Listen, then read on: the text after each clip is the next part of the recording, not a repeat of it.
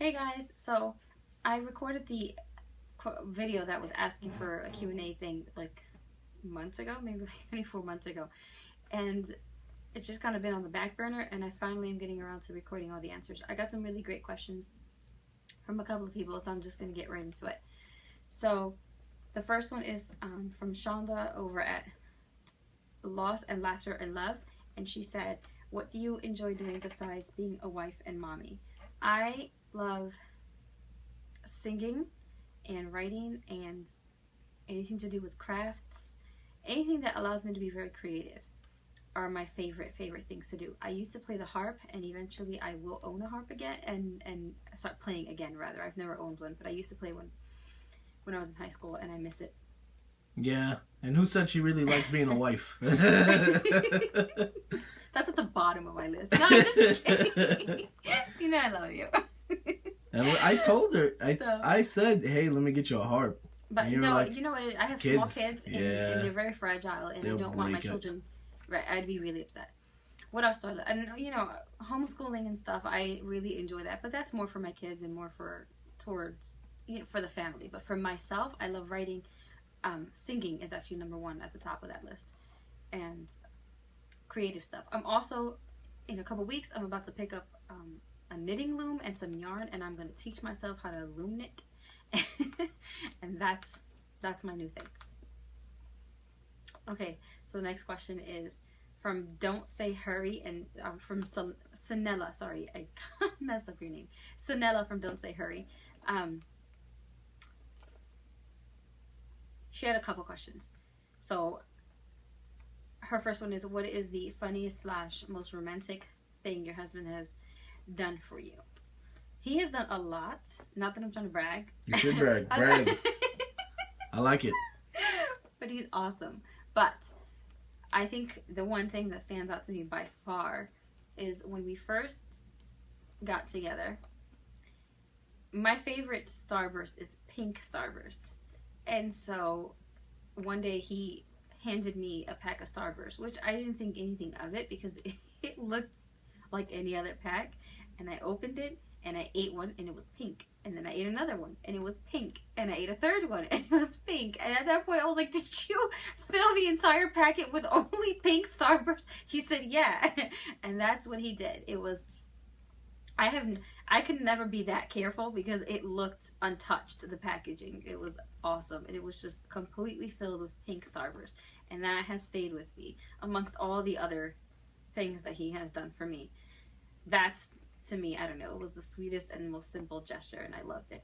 To any males watching this, remember the small things. Yeah, that's your advice, and it's great advice. That's my advice, and I'm sticking to it. That was the most romantic thing that he's done for me. Funniest, I don't know, he makes me laugh all the time, and so I think there was one time I was sleeping on the couch. I was pregnant with Della. I was with our oldest. And I don't know, he had just seen some weird infomercial about some weird gym. I can't remember what it was. But it was the Tower 200. I remember I woke up kind of in a daze because I heard someone in the kitchen randomly saying, "Come on, you can do it, you weaky weak." And I was like, what the hell is this? When I really focused, I realized it was him making fun of the commercial, and I couldn't stop laughing.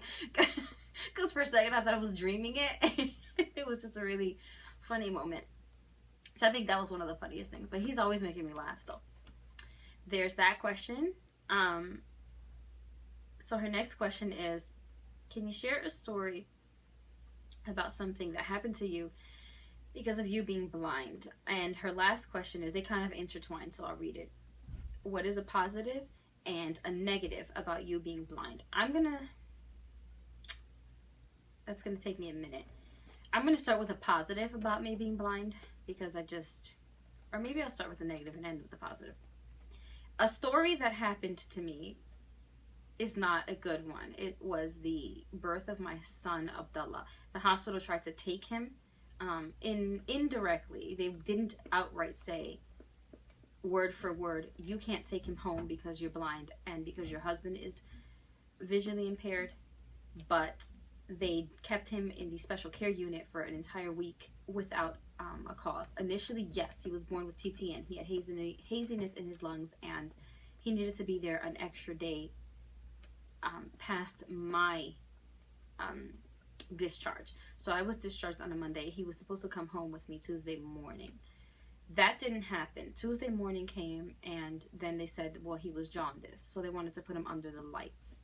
So being a first-time mom and not having anything to go by, I didn't bother asking for a second opinion. I was already stressed out because even before that, my obstetrician had been really degrading and just treating me horribly because I was blind, and asking me outright, well, you're blind. So she outright did say that. So you're blind, so who's going to take care of your kid, because you obviously can't. I was already dealing with a lot of stress and trauma from the treatment during the pregnancy and in the hospital. There was the nurses wouldn't even let me move without running to me, and I overheard even one saying, well, she's going to need an aid because there's just no way she's going to be able to handle herself. They didn't know a thing about me. They just assumed that I was only a disability and not a person. To this day, and my son is 5.5, that has left scars that run very, very, very deep. And then back to my son. So on top of that, and then the doctors wouldn't, one doctor, this male doctor, he was awful. He wouldn't bother explaining what was happening with my son. When I wanted to nurse the baby, the nurses would only let me hold him if 1 or 2 nurses were actually holding my arms and holding him to my breast so that I could nurse him. And meanwhile, there was about 5 nurses encircled around me. They wouldn't, it was a horrible, horrible, the most degrading thing that anyone can, no human being should ever be treated that way. Ever. Because every human, every person on this earth deserves dignity and respect. It's just a given thing. And when someone is in a position to provide care, and that's what they choose to do, I don't even have words to say how disgusted I am. Honestly, that hospital was horrible. Horrible place. And eventually, so then they said they wanted to put him under the lights. Then they said, okay, he's fine to go home the next day. One doctor, it was 2 doctors that were attending him. One doctor would say, no, he needs to stay longer. The other doctor would say, I don't see a reason why he's here, and so you can take him home. So every day I would be getting the call, come with your clothes in the car seat. And that's exactly what my husband and I would do. And then we would come home empty-handed for an entire week until the Thursday. He came home on a Friday. Thursday morning, I called my aunt, who had she had just had her baby about 5 weeks before. So she was still home recovering. And I called her and I said, I can't do this anymore. My husband and I are, trying to take this on by ourselves, and I can't do it anymore. And I remember breaking down. My cousin was with me. And I remember all I could say was, I just want my son. Why can't I just have my son? And I couldn't stop crying. And my aunt was like, I'm going to be there. We're leaving right now. And she came, we left to the hospital. She was the voice that I was missing, and she got in those nurses' faces. And then eventually my husband stepped in, because it was just horrible treatment to the both of us.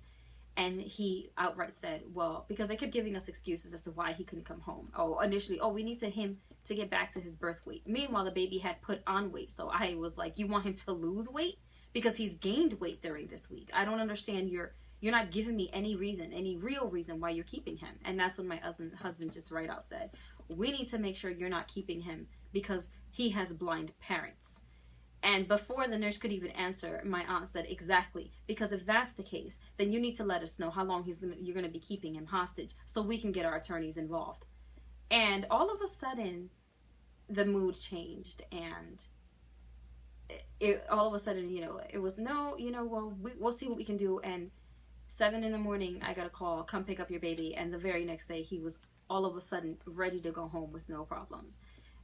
It is against the law to do that. It is against the law to keep a child from someone who is disabled. We haven't done anything. We're innocent, just like anyone else, until proven guilty, and there's no reason why you should be attacking us. Just because you are uncomfortable, or I'm going to be flat out and say it, because you're ignorant on being open to other people and understanding that we're human beings just like anyone else. Sorry that this went so long and I got kind of serious and passionate, but like I said, there's scars. There's deep, deep scars that they're healed, but they're still scars. And it has made me a very protective, mother, a very outspoken mother. And the same for my husband. It has made us very protective, very outspoken, and we will stand for our rights because we know them, no matter what anyone says or tries to do. There was a lot more to that story, but I have to cut it short. Yeah. So, a positive about me being blind, I think that goes along with that. I have learned how to speak for myself and to advocate for myself. My family, my grandmother, my family played a huge role in that. I think also I get to see life in a very different light. And I know that sounds a little ironic, but I get to think outside the box. I get to be a lot more creative. Things that I do, that you guys do on a normal basis, I have to think creatively and be adaptive with them. And I love that. I love that I have to think and be creative, and it sheds a whole new, it brings a whole new dimension to life. And I think that's a great positive. And I think it enables me to teach my children to view things in a different manner, and so if, you know, to think that, you know what, if it doesn't work this way, let me think of a different way. Let me approach things in a different manner, and to find the way to make some things work. So I think that's definitely a positive. Also, guide dogs. Guide dogs are the best. So then that was, and then this one's Sarah at BioMommy, and she asked a couple questions too. She asked, "Can you see a bit?" No, I cannot see anything at all. And the next question is, were you born blind? Yes, I was born with glaucoma, congenital glaucoma. It's an anomaly. I'm the only one in my family who has it. I did have light perception when I was born, all the way up to the age of 17, and it was only through one eye. And then in a matter of about 3 days, over a weekend, I started on a Saturday, and by Monday morning, I couldn't see anything. It was gone in 3 days. So I've gotten used to it. And the last question BioMommy had was, is there anything you would have, or that you had or would have in the environment / city to make your life easier? Audible lights are great if they would fix the volume on them and make them speak up maybe a little bit more, and if they would put them kind of everywhere. In the city that I live in, it's a big city, so there's a couple street lights that do have the audible lights, and they are a very big help. I still do rely on my hearing to judge traffic, because it's just reactionary, I guess. And you know, when you've been working with a guide dog and you've been traveling independently, you have to be able to judge traffic with your hearing. So I still do that, but the audible lights do help a lot. We didn't have those when I was growing up, so that would have been great. And Uber's awesome. And Uber. That's everywhere. Yeah. Public transportation, absolutely. I would never be able to live somewhere where there wasn't readily accessible transportation. I need to be able to have buses, trains, subways, cabs. I mean, all of it. It needs to be able to be right within my reach. I need to be able to have all of that. Walking, things in walking distance, yes, but everything isn't going to be around you all the time. So, and now with online shopping, life is so much easier as well. So that's another thing.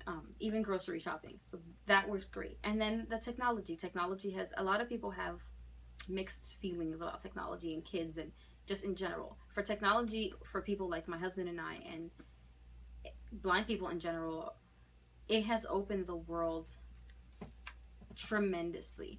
Even a couple years ago, 5 years ago, even 5 years ago, phones didn't, you know, there wasn't, the voiceover on iPhones wasn't like this, and it was a very, very different world. You know, now smartphones are, you can do everything that a sighted person can, and at least with an iPhone. And Android is getting up there, but they still need some improvement on that. There's even apps now that will tell you, and one day I'll probably do a video just to show you guys how cool it is. If I take a picture of something, it will tell me exactly what it is. So I'm able to match my kids' clothing, match my own clothing. One time I had 2 bottles of detergent, it was tied, and they looked exactly the same. One of them was free and clear, and the other one had Downy in it. I needed the free and clear for the baby's clothes and the baby's site. And so I took a picture of it, and it told me exactly which one it was, and even the color of the bottle. So things like that are incredibly amazing for us. So yeah, those are the kind of things that I would have, and I do have, to make my life a lot easier. There's a lot more, but those are the things that really pop in my mind right now that are prominent. Okay, so, okay. Kara from Kara's Life on the Farm. By the way, I watch every single one of these, and it feels awesome that you guys actually watch me back. So thank you. Kara from Kara's Life on the Farm. Would you like to have more kids someday? Yes, yes, yes, yes. Now ask my husband, and he will give you. No. So love my kids. I love them to death, but either your pregnancies are too crazy. Yeah, they get intense with the diabetes, and it gets very complicated. And I get all of that, but yeah, I still want another one. Just one more. So crazy. Right now, where we stand on having more kids is we're going to wait until Suhaila is 3. And since I nurse till the baby is 2, my husband wants me to wait a whole year of having my body back completely to myself before I make any decision as to yes or no. And so if it's yes, then yeah, we'll have another baby. And if it's no, then we won't. But at the end of the day, my husband is leaving the decision up to me. But he just wants me to take some time to really think about it, because I do have very rough pregnancies. And with the last one with Suhaila, it was scary because my placenta had stopped working, and thank God I was full term and we were able to safely induce. But I don't know if that'll be the case in a couple years and with a 4th child. So that's why my husband wants me to take some time to myself to really think about it. So that's where we stand. I do want another one, but it's something that we really have to weigh and see. Okay, so V loves stationery. Her channel is really long, and I cannot remember it, all of it. I think it's stationery, homeschool, natural living, homeschooling, and thrifting. I don't know if that's the order of it, but I love her. By the way, she has a great channel too. See, I told you guys, I watch all of these. She has a couple questions too. Where did you and your husband meet? We met at Drew University. It was a college... Well, no, it was a program geared towards high school students who were planning to go to college. And the high school students were all visually impaired and blind. And it was hosted by the Commission of the Blind. And we went there, and that's where him and I met. And we became friends, and that's where we met. What do you and your family... This is still from Veronica. She said, what do you and your family like to do in your spare time? Oh my gosh, right now it really feels like I don't have any spare time with everything, with the 3 kids and the household and the baby still nursing all the time because she's only 6 months old, and homeschooling and whatnot. But when things aren't so hectic, we really do just kind of like to hang out with each other. The other day we were all sitting on our bed, on my bed and my husband's bed, and we were just all hanging out, laughing and joking around, and my husband pointed out, we're all sitting on this bed. I'm like, yeah, we actually tend to do that a lot. We just end up hanging out and really just spending time with each other, quality time, and bonding with each other. The kids love to watch movies, so we'll sit there and watch movies with them. They love to beat me up. My boys love to wrestle with their dad, and it's the best thing to watch. I love to go out with the kids and take them to new places. I love to have them experience new things. And so, like, that is the goal for this year. We're going to try to at least take them once a month to somewhere new once a month. Because you gotta understand, guys, it's not easy for 2 blind parents to take 3 kids out when we have no ride. You're right. It's not really even the issue of keeping track of the kids. We're pros at that. Yeah, that's not a big deal. We got them trained. Right. But the transportation is a pain. And that, again, because there's also baby carriers and strollers, and we've taught our kids to speak and to... We have a whole bunch of things set in place that traveling with them is not the issue of keeping track with them. It's the transportation. If we're going to go in a cab, we have to take our car seats. And unlike sighted people, we don't get to just leave our car seats. We have to take them with us. And they're bulky, and there's 3 of them. And so that's an issue. We do a lot of our going out in New York, because in New York, you don't need a car. You don't need to ride in a cab. There's subways and trains and buses and walking even. I mean, everything is right there. So that's what we tend to do. If we're going to take the kids anywhere, it's usually in New York, because it's just a lot more accessible, and it's very easy for us to get there. So that's what we do. We'll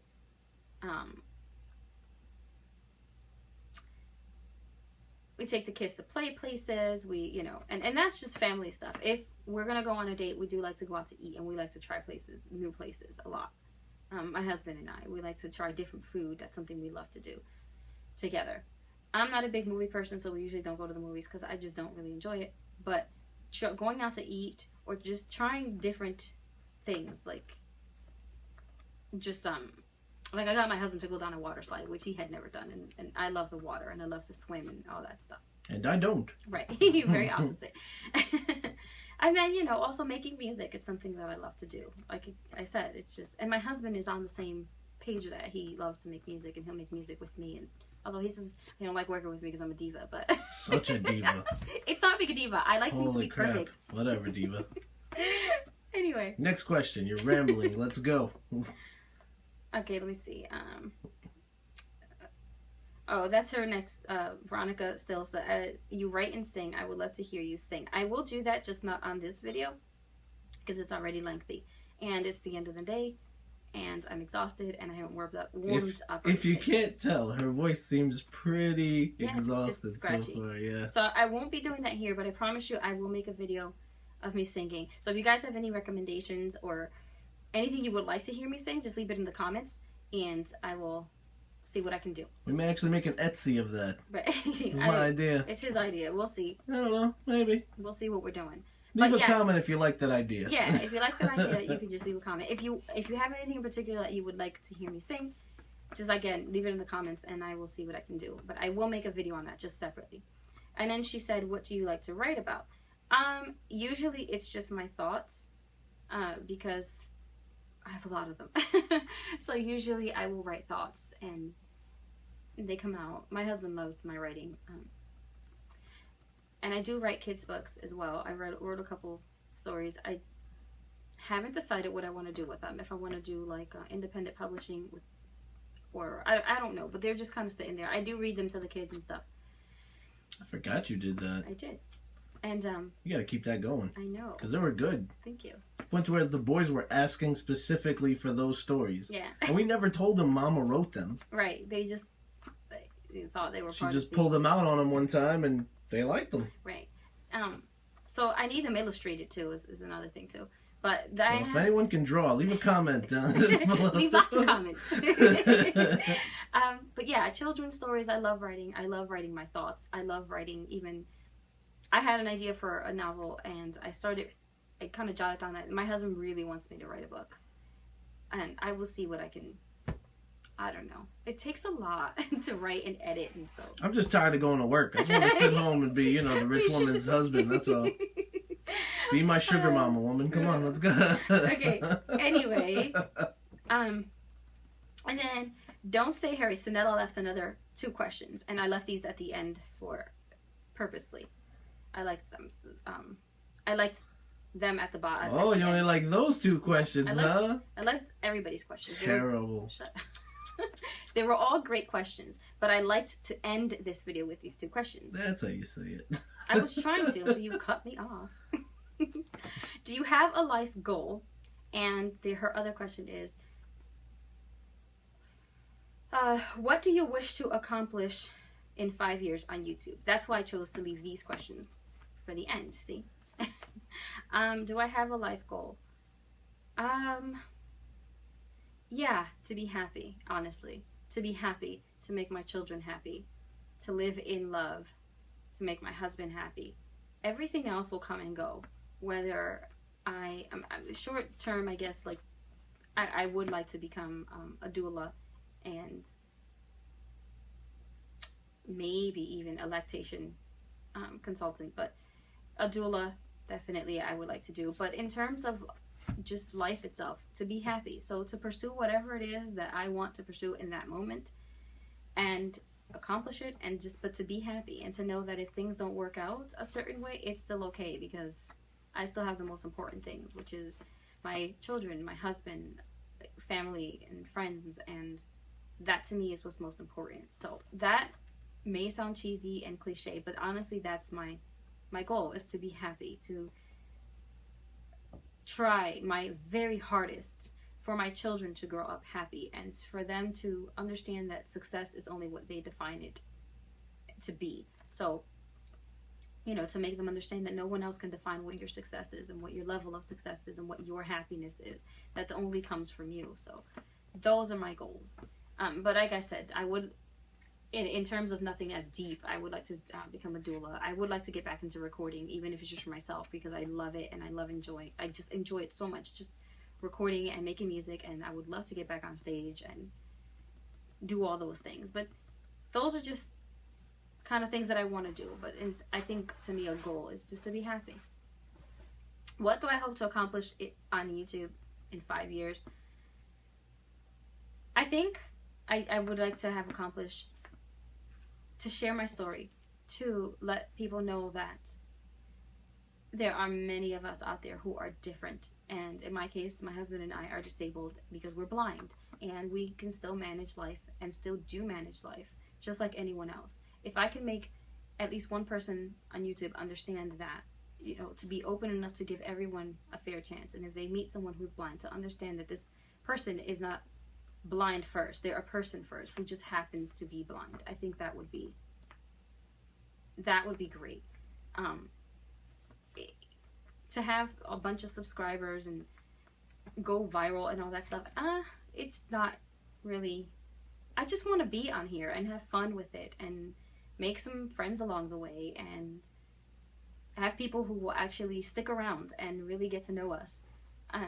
That would be. That's kind of what I want to get out of YouTube, to positively impact, even if it's just a few people, but to bring about a positive impact and to make people view, to understand that, you know, blindness is just that. It's just blindness. We're people. More than anything in the world, we are people, just like anyone else. And we are parents, and we're students, and we're children, and we are grandparents, and nurses, and teachers, and stay-at-home moms, and everything in between, just like anyone else. And just to make people understand that, to give us a fair shot. That's what I would like. So that's my Q&A. I am so appreciative of everyone who watched and left questions, and thank you from the very bottom of my heart. And I really hope you guys enjoyed. And again, if you liked the video, give it a thumbs up. Leave comments on what you thought, and if you want to hear me sing anything in particular, let me know in the comments. Like my husband said, his idea with the Etsy thing, leave that in the comments. Just leave comments. And lots of comments. I appreciate the comments, and I will see you guys in my next video. Thanks for watching.